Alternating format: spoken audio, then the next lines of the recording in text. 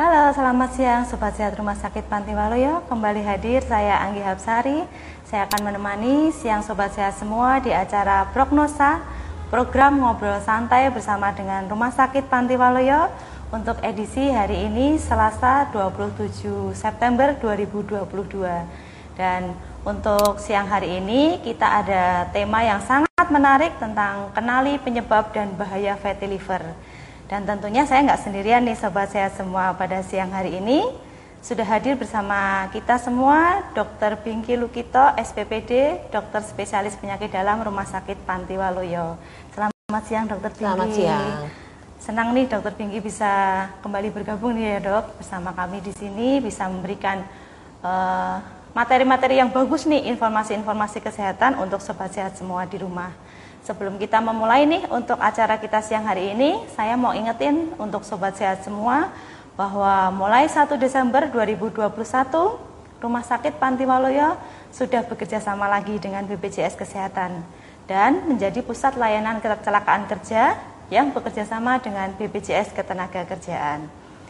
Nah, untuk Sobat Sehat semua nih yang ada di rumah yang belum punya BPJS atau yang mungkin BPJS-nya nggak aktif, gimana nih kita mau tetap ada pelayanan kesehatan yang takut mungkin untuk biayanya? Kami menginformasikan bahwa di Rumah Sakit Panti Waluyo ada manfaat layanan kekasih di Rumah Sakit Panti Waluyo. Apa ini kekasih? Layanan ini merupakan layanan single tarif dengan tarif yang setara dengan kelas 3. Sehingga Sobat Sehat di rumah semuanya nggak perlu khawatir untuk berobat di rumah sakit karena tetap lebih cepat dan akan terjangkau untuk biayanya. Untuk Sobat Sehat yang ada di rumah, saya mengundang nih untuk bergabung bersama kami di IGTV @rspantiwaluyo_Surakarta. Bisa bergabung untuk menuliskan kolom komentar dan juga bisa mengunjungi di YouTube channel Rumah Sakit Panti Waluyo. Jangan lupa ya di like, share, and subscribe. Nah, kita akan langsung nih masuk ke materi tentang fatty liver ya dokter. Nah, sebelumnya fatty liver sendiri itu apa sih dokter Pinky? Oke, mungkin kalau beberapa pasien itu sering dengar fatty liver itu kalau di USG. Tiba-tiba dokternya bilang, Bapak Ibu ada fatty liver, atau bahasa Indonesianya perlemakan hati. Terus orang pasti langsung juga panik, apa ya itu? Jadi kalau fatty liver itu sebenarnya adalah penumpukan lemak di sel-sel hati yang lebih banyak dibandingkan yang normalnya ada. Memang sel lemak itu juga ada di sel hati, tetapi ini jumlahnya berlebihan. Nah, kalau jumlahnya berlebihan, pasti sesuatu yang berlebihan itu juga tidak baik. Akan ada efek samping di kemudian hari memang biasanya. Oke, itu biasanya ada keluhan sehari-hari gitu nggak sih dok yang mungkin sudah dirasakan tapi orang nggak ngeh kalau itu memang gejala dari fatty liver sendiri? Oke, fatty liver atau kalau dari medis disebutnya sebagai NAFLD, non-alcoholic fatty liver disease. Jadi fatty liver yang disebabkan karena non-alkoholik. Ada juga yang disebabkan oleh alkoholik. Kalau alkoholik kan jelas sumbernya adalah alkohol. Ada juga yang non-alkoholik. Nah, kalau yang non-alkoholik itu pada tahap-tahap NAFLD atau perlemakan hati yang awal sebenarnya relatif pasien itu tanpa gejala. Jadi seperti orang normal saja, tidak ada keluhan. Tetapi pada tahap yang lebih lanjut bisa terjadi ada beberapa gejala, tetapi gejalanya pun biasanya sama. Jadi gejalanya hanya mual, hanya lemas, mungkin kadang nyeri sedikit atau rasa, bukan nyeri bahkan, mungkin rasa tidak nyaman saja di perut bagian kanan. Jadi kebanyakan orang juga mungkin nggak ngeh kalau itu tuh gejala fatty liver atau apa, itu nggak ngeh sampai suatu saat misalnya dia butuh USG untuk sakit yang lain, kemudian ditemukan adanya fatty liver. Kalau memang sudah sampai di gejala, di tahap yang lebih lanjut seperti sudah terjadi NASH atau non-alcoholic steatosis hepatitis, jadi sudah di tahap selanjutnya dari NAFLD, itu baru akan lebih bergejala, gejalanya akan lebih muncul. Kalau dari cuman gejala dengan mual, sakit perut, mungkin orang lebih ngehnya sakit lambung, asam lambung seperti itu mungkin ya. Asam lambung atau GERD, orang kadang ke dokternya gara-gara dok asam lambung saya naik, biasanya begitu. Ternyata setelah ada tindak lanjut ada fatty livernya ya dok. Betul. Ya. Kemudian untuk fatty liver sendiri penyebabnya selain yang konsumsi alkohol tentunya ya dok ya, itu ada mungkin kolesterol atau pola makan seperti itu dokter? Kalau untuk yang novel atau non alkoholik, jelas penyebabnya faktor risikonya ada beberapa memang. Terutama memang yang berhubungan dengan pola makan dan pola hidup. Ada beberapa penyakit juga, tetapi yang paling utama biasanya memang pertama obesitas. Ya, berat badan berlebih. Kemudian gula darahnya tinggi atau pasien mempunyai diabetes mellitus. Pasien ada sindrom metabolik. Sindrom metabolik itu apa? Terdiri dari hipertensi, obesitas, atau kalau secara rinci di sindrom metabolik adalah lingkar perut kalau wanita lebih dari 80, kalau laki-laki lebih dari 90. Kemudian trigliseridnya tinggi atau kolesterolnya tinggi. Ada riwayat itu. Ya, terutama trigliserid sebenarnya kalau untuk fatty liver itu. Trigliseridnya tinggi. Kemudian juga pola hidup yang tidak sehat, kurang olahraga. Kemudian ada beberapa penyakit yang menyebabkan fatty liver juga seperti PCOS kalau pernah dengar. Pada wanita ada polycystic ovarian syndrome. Jadi indung telurnya itu seperti ada kista-kistanya. Itu juga. Kemudian pola hidup seperti merokok itu juga bisa karena makanan fast food mungkin. Ya, itu termasuk juga makanan berlemak, kemudian olahraganya juga kurang, itu juga salah satu faktor risikonya. Faktor risiko yang bisa mencetuskan itu, dan itu mungkin munculnya tidak dalam jangka waktu yang pendek mungkin ya dok, atau tidak, pasti tahunan sampai dia menimbulkan gejala. Betul.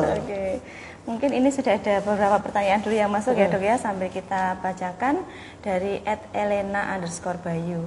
Dok, apakah orang gemuk pasti fatty liver? Kalau dibilang pasti bisa ya bisa tidak, tetapi sebagian besar pasien dengan gemuk itu saya artikan obesitas ya. Jadi secara BMI itu pasti sudah lebih dari 23, jadi pasti berat badannya juga berlebih. Dan lingkar perutnya seperti saya bilang tadi melebihi yang seharusnya. Sebagian besar biasanya akan begitu karena lebih beresiko mungkin. Ya, berat badannya berlebih, biasanya pola hidupnya juga nggak baik, pola makannya juga nggak baik, tendensinya biasanya akan fatty liver. Untuk selanjutnya nih dok, biasanya nih dok, langkah diagnostik apa sih yang akan dilakukan nih dok dari rumah sakit, dari dokter apabila biasanya pasien sudah ada keluhan, mungkin awalnya GERD, awalnya nyeri perut, dikiranya asam lambung, itu biasanya nanti akan ada pemeriksaan apa nih dok yang diperlukan? Biasanya kalau datang ke dokter pasti akan mengassessment. Kalau dengan keluhan lambung, datang dengan keluhan lambung akan dicari faktor risiko seperti yang disebutkan tadi. Pola hidupnya bagaimana, pola makannya bagaimana, stres pemicunya untuk membedakan apakah ini memang murni mah atau memang ada sesuatu hal yang lain. Karena gejala fatty liver itu kan tadi seperti saya bilang kan samar sekali. Jadi bisa juga mirip dengan tidak hanya sakit mah, bahkan penyakit yang lain pun ada beberapa juga memang gejalanya hanya lemes, mual, seperti penyakit hepatitis yang menyerang atau empedu itu kadang gejalanya juga seperti itu. Nah, setelah anamnesa disaring faktor risikonya, kemudian pasti akan ada pemeriksaan penunjang. Pemeriksaan penunjang apa yang paling dekat? USG untuk melihat permukaan livernya itu seperti apa.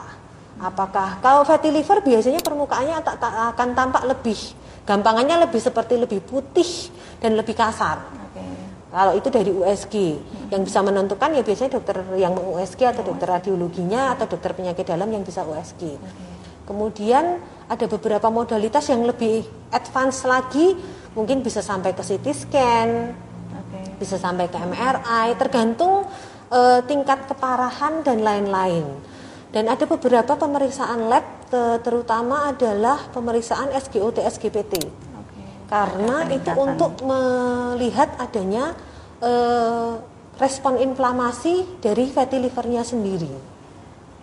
Karena fatty liver kalau berubah menjadi NASH yang tadi saya bilang non alcoholic steatosis hepatitis, bedanya dengan NAFLD adalah apa? NASH itu sudah ada peradangan atau inflamasi di sel hatinya. Otomatis dengan adanya inflamasi, markernya apa? SGOT, SGPT biasanya akan meningkat. Nah, itu biasanya jadi marker awal sebagai dokter juga untuk ini jangan-jangan ada sesuatu nih dengan livernya. Gitu. Jadi sebenarnya untuk tahap awal itu karena begitu samar ya dok ya. Jadi memang biasanya akan ada dilakukan pemeriksaan memang setelah gejalanya itu muncul yang cukup parah mungkin ya. Iya, dan biasanya berasa. Kalau sudah sampai yang tahap selanjutnya ya sudah terlambat istilahnya begitu. Tapi karena memang di tahap awal dia samar sekali ya. Betul. Nah, ini ada lagi nih dok pertanyaan dari @anya Fitri. Selamat siang dokter. Dokter, saya sedang dalam masa terapi pemulihan fatty liver. Karena dari hasil USG ada lemak di hati saya yang harus dihilangkan dengan cara mengubah gaya hidup dan pola makan. Pertanyaan saya, apakah selama terapi saya masih boleh konsumsi ayam goreng, ayam bakar, dan susu-susuan? Terima kasih banyak dokter atas bantuannya. Makan enak nih dok. Makan enak. Karena jaga mulut itu memang paling susah. Jadi memang apalagi itu makanan kesukaan begitu. Tapi kalau untuk ayam goreng, ayam bakar, dan susu-susuan sebenarnya masih boleh, tetapi dalam batas yang juga yang masih wajar lah. Ya, tidak makan ayam goreng sampai beberapa potong dalam sekali makan itu kan juga tidak, dan dalam sehari kan kita bisa variasikan makanannya. Mungkin kalau kayak seperti ayam goreng atau ayam bakar, lemaknya dan kalorinya kan pasti akan lebih sedikit yang ayam bakar atau ayam yang di grill di teflon itu kan lemaknya juga pasti akan lebih sedikit. Kalau mau dipilah-pilah lagi misalnya dari ayamnya sendiri, bagian dada dan bagian paha itu kan juga berbeda. Bagian paha cenderung lebih gurih. Kenapa? Karena lemaknya banyak lebihan.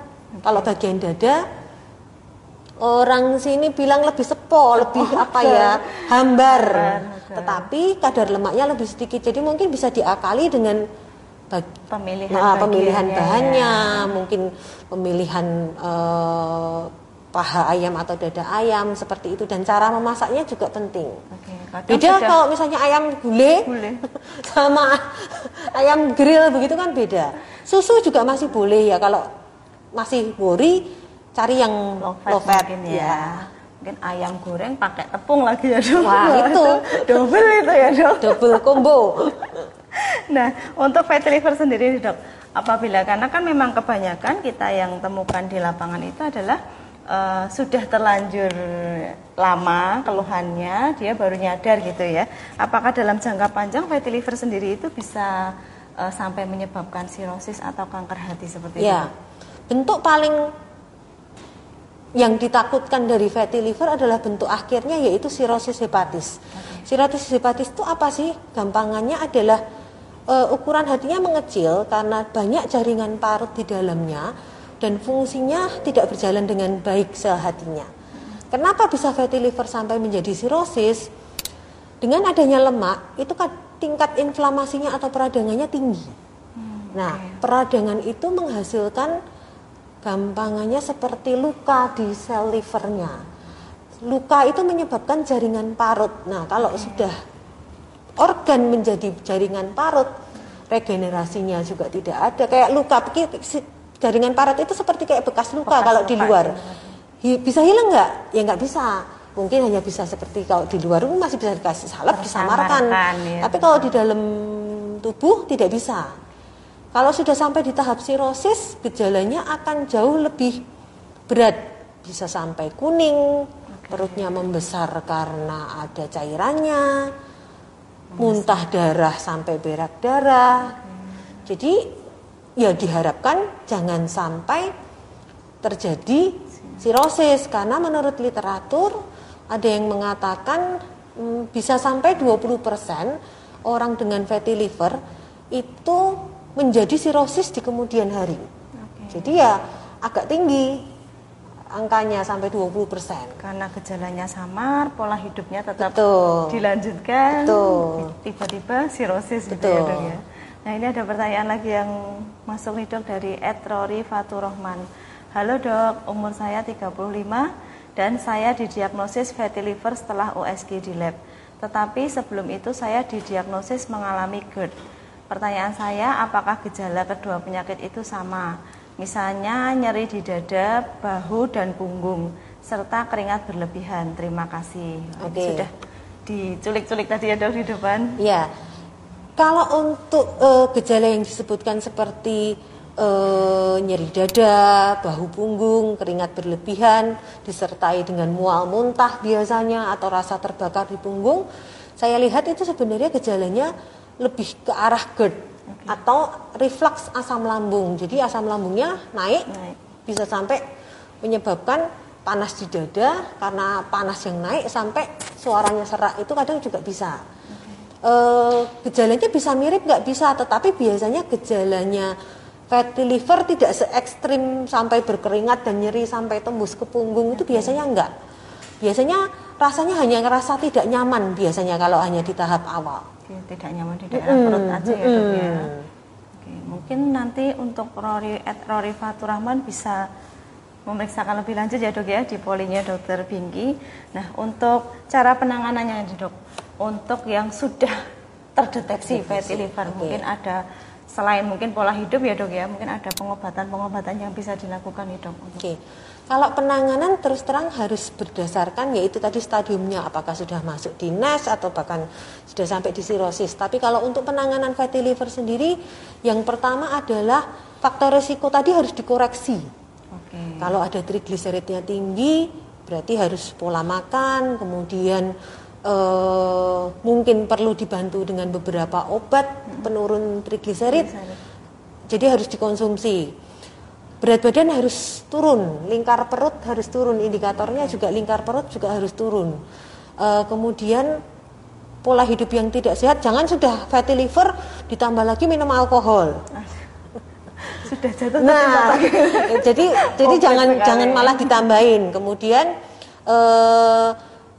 jika ada gula darah tinggi, hipertensi juga harus diatasi, juga harus diobati. Kemudian jika ada penyakit-penyakit seperti PCOS dan lain-lain yang tadi juga harus diatasi. Sepertinya intinya adalah mengatasi faktor risiko yang sudah ada. Jadi sebenarnya secara tidak langsung bisa dibilang kalau fatty liver ini akibat ya, Dok, akibat dari faktor risiko yang tadi disebutkan tadi ya, Dok ya. Nah, untuk beberapa pasien yang mungkin memang sudah ada riwayat, meskipun tidak ada keluhan, apakah boleh nih, Dok, lebih baik untuk kita pencegahan ya, bisa tahu ada pemeriksaan diagnostik gitu, dokter, yang memang dia sudah riwayat pengobatan, cuman nggak ada keluhan di perut gitu. Jadi yang bisa dilakukan mungkin ada beberapa cek darah yang bisa dilakukan memang. Pemeriksaan SGOT, SGPT, kemudian pemeriksaan profil lipid atau kolesterol untuk dilihat apakah LDL-nya, kolesterol totalnya atau trigliseridnya tinggi atau tidak. Kemudian USG itu juga penting. Untuk jadi follow up. Iya, meskipun belum ada keluhan karena sudah ada faktor resiko, mungkin bisa sedia payung sebelum hujan ya, Dok ya. Ini sudah ada pertanyaan lagi yang masuk dari Rosi Ngahu. Selamat siang, Dokter Pinky, Mbak Anggi, mohon izin bertanya. Dok, apakah betul kalau vitamin liver bisa membantu menyembuhkan fatty liver atau hanya mitos? Mitos atau fakta? Betul.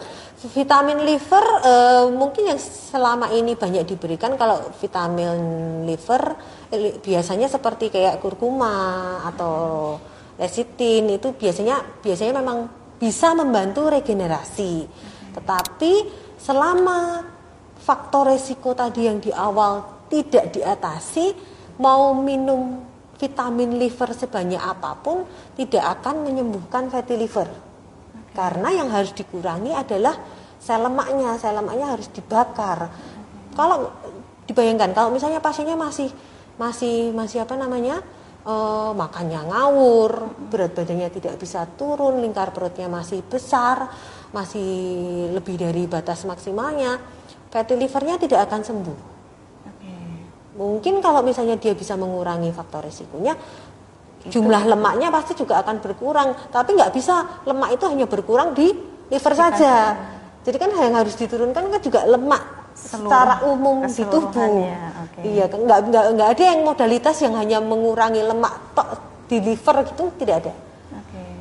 Nah nih dok, untuk pada kasus-kasus fatty liver ini apakah juga bisa nih dok mengakibatkan mengarah menjadi hepatitis dok? Yang tadi yang tahap yang NASH atau steatohepatitis itu sebenarnya mirip seperti hepatitis, tetapi berbeda dari hepatitis yang umumnya diketahui oleh masyarakat. Kalau hepatitis yang diketahui umumnya pada masyarakat itu adalah hepatitis virus yang disebutkan oleh virus hepatitis A, hepatitis B, hepatitis C. Biasanya yang umum adalah itu. Kalau dibilang hepatitis yang itu beda, tetapi bisa bikin hepatitis enggak? Beda. Bisa karena apa? Hepatitis sendiri adalah peradangan sel liver. Bisa menjadi hepatitis memang. Di saat memang sel livernya sudah meradang bisa. Ya kan, Betul. Nah, untuk vaksin hepatitis sendiri dok, apakah ini bisa istilahnya memperkuat fungsi liver sehingga nggak kena fatty liver gitu dok? Kalau secara langsung tidak, tetapi dengan kita vaksin hepatitis A, hepatitis B, mencegah kita terkena hepatitis virus. Kalau misalnya kita sudah ada fatty liver, terus terkena hepatitis virus, berarti liver akan bekerja lebih berat.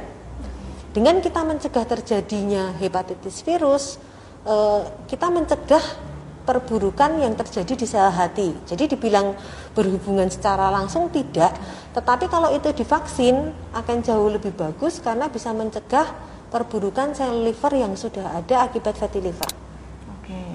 Nah, untuk fatty liver yang alkoholik tadi nih dok, nah itu apakah keluhan yang muncul itu akan sama dok dengan pasien-pasien yang fatty liver yang disebabkan bukan karena alkohol?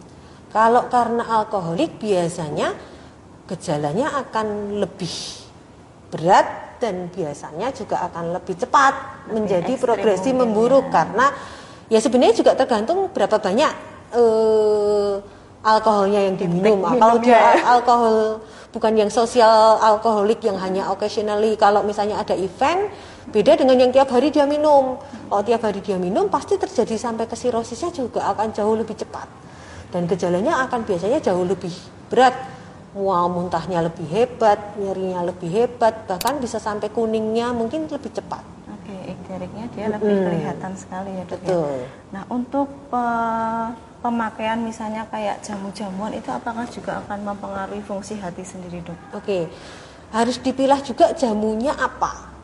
Kadang-kadang kalau memang ada beberapa herbal seperti tadi yang vitamin liver kurkuma itu ya baik sebenarnya, tetapi kalau misalnya ada herbal yang sudah dikemas, kita nggak tahu kadang-kadang itu dicampurin apa atau apa. Mungkin kalau herbal yang benar-benar murni memang bisa membantu, tetapi harus dipilih juga herbalnya seperti apa.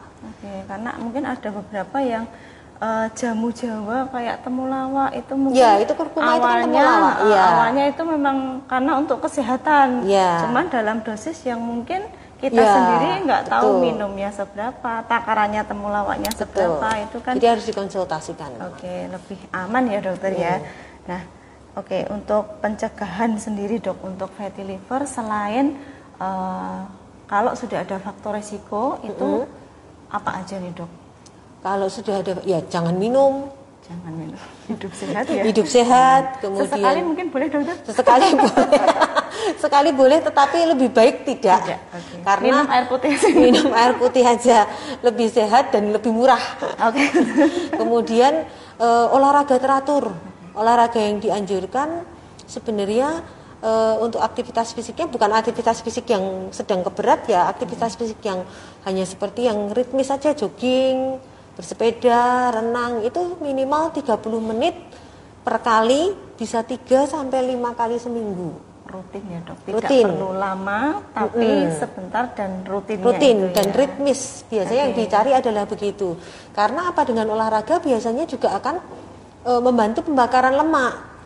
Jadi kalau bisa olahraga ya lebih baik pastinya. Jangan mageran ya, Mbak. Jangan mager. Jangan mageran. Oke. Nah, untuk pasien-pasien yang mungkin sudah ada faktor resiko nih, Dok, berarti tetap harus selain rutin minum obat, rajin menjaga pola makannya juga ya, Dok. Kalau misalnya nih, Dok, dari dia kan sudah diabetes atau mungkin dia ada trigliserid atau kolesterol, sudah pengobatan dan dinyatakan memang hasilnya sudah oke. Itu apakah juga tetap akan pengobatan terus atau seperti apa nih, Dok, supaya tidak menjadi fatty liver ini? Untuk maksudnya pengobatan lanjutan untuk yang gula dan hipertensinya. Biasanya untuk gula dan hipertensi memang pengobatannya boleh dikatakan seumur hidup. Karena yang dicari adalah gula darahnya stabil. Karena biasanya kalau sudah gula dan tensi, kalau dilepas obatnya biasanya akan naik lagi. Tensinya dan gulanya biasanya akan naik lagi. Karena apa? Orang sudah gula itu kadang mungkin fungsi pankreasnya juga sudah menurun, jadi perlu dibantu dengan obat. Tetap ada remnya mungkin. Betul. Ya, Dok, yang tetap tapi harus... mungkin dosisnya kalau sudah stabil, bisa jaga makan, dosisnya dulu butuhnya misalnya 2 mg, bisa jadi cuma 1 mg, jadi bisa diturunkan tetap dosisnya. Jangan putus obat ya buat betul pasien-pasien yang sudah mempunyai faktor resiko. Nah, untuk sobat sehat semua nih, Dok, yang ada di rumah yang mungkin pasien siang hari ini belum sempat join di kita ini, yang mungkin nanti ada keluhan, mungkin bisa rawuh ke prakteknya Dokter Pinky untuk hari apa aja nih, Dok? Hari Senin sampai Jumat jam 8 sampai jam 14, kemudian Sabtu jam 8 sampai jam 13. Oke, untuk sorenya mungkin ada, Dokter? Ada, di Senin jam 17 sampai 19. Oke, nah buat sobat sehat semua nih ya, mungkin yang pagi atau siang hari ini belum sempat join nih, atau mungkin ada yang sudah ada keluhan dan mungkin akan ingin memeriksakan, bisa nih untuk mengunjungi di praktek polispesialisnya Dokter Pinky. Saya ulang, untuk di hari Senin sampai Jumat pukul 8 sampai pukul 14 dan hari Sabtu pukul 8 sampai pukul 13. Untuk sorenya ada di hari Senin jam 17 sampai 19. Untuk informasi lebih lanjut, sobat sehat bisa menghubungi di telepon 0271 712 077 extension 0 atau 1000. Bisa juga melalui WA, Telegram, SMS di 0815 671 7076, atau juga bisa menghubungi di hotline IGD di telepon 0271 712 114 dan di WA 0821 3748 6631. Oke, kita akhirin untuk perbincangan kita siang hari ini ya, Dok ya. Kita akan berjumpa kembali nih di acara prognosa di seri akan datang. Selamat siang, terima kasih sobat sehat.